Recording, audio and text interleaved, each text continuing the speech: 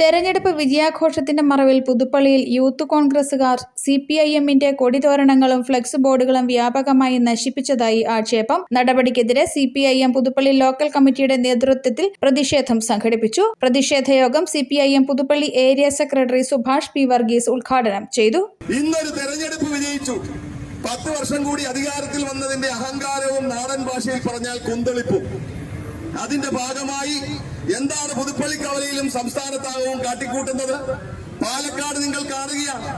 മുസ്ലിം ലീഗിന്റെ ഒരു പ്രവർത്തകൻ CPMന്റെ ഓഫീസിലേക്ക് കല്ലെറിയുന്നത് നിങ്ങൾ കണ്ടു.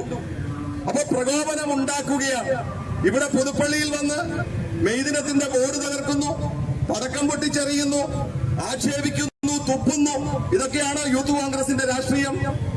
ഞങ്ങൾ ഈ പണി ചെയ്യാൻ തീരുമാനിച്ചാൽ യൂത്ത് കോൺഗ്രസ് വീടും കുടുക്കയും എടുത്തി പഞ്ചായത്ത് വിട്ടുപോകേണ്ടി വരുമെന്നുള്ള കാര്യം ഓർത്തുകൊള്ളുക. ഏരിയ കമ്മിറ്റി അംഗം സജേഷ് തങ്കപ്പൻ അധ്യക്ഷനായി. Local secretary John Baby, DYFI block secretary Praveen Mohan, മേഖലാ സെക്രട്ടറി സുമിത് എന്നിവർ പങ്കെടുത്തു.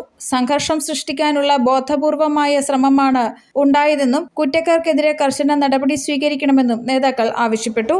News bureau, Mannarkkad.